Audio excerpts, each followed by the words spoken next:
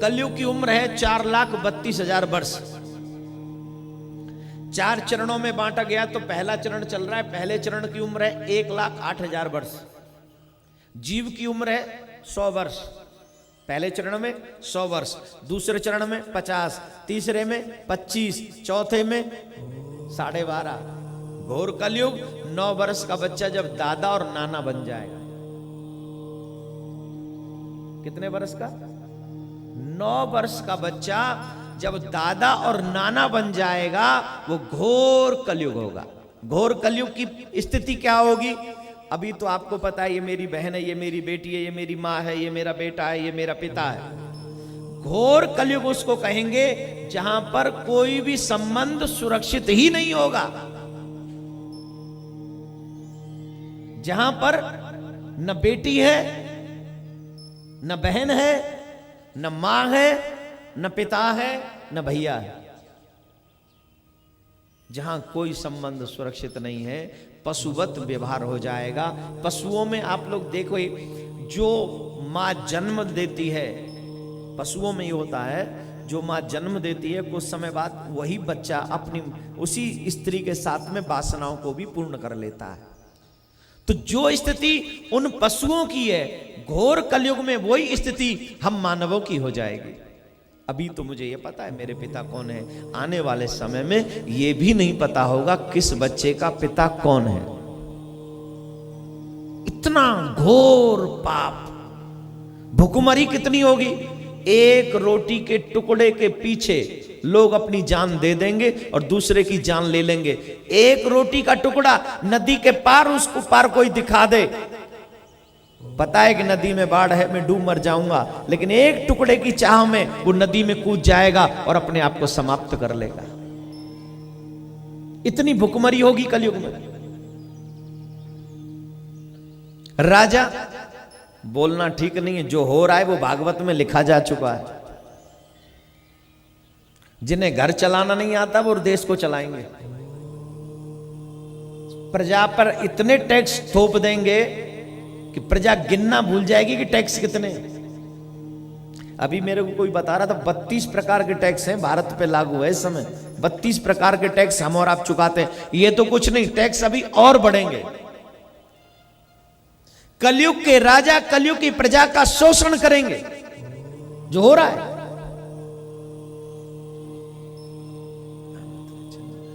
आप सबसे एक प्रार्थना, क्या आप कलयुग में व्यक्ति की हाइट कितनी होगी बताऊं? चने के पेड़ के नीचे बैठ के छांव लिया करेगा। चने का पेड़ देखा है? चने का झाड़ कितना बड़ा है? इतना सा होता है चने का झाड़, इतना ही होता होगा। और उस चने के झाड़ के नीचे बैठकर व्यक्ति छांव लिया करेगा, इतना रह जाएगा कलयुग का व्यक्ति हाइट में।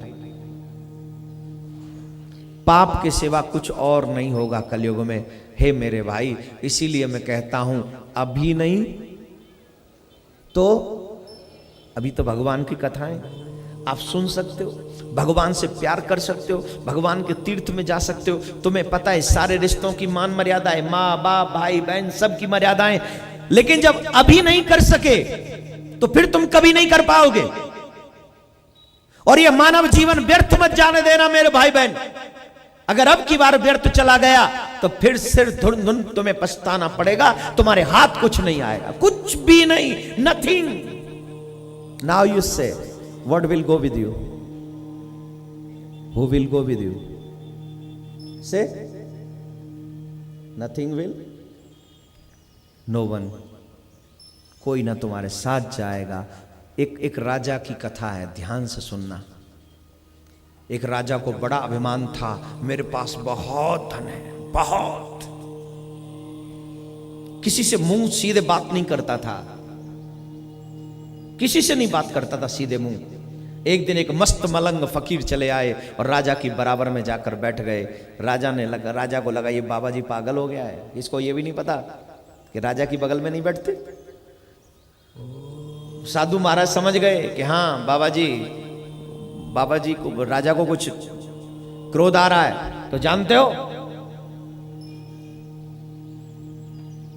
बाबा जी ने एक सुई निकाली, ध्यान से सुनना।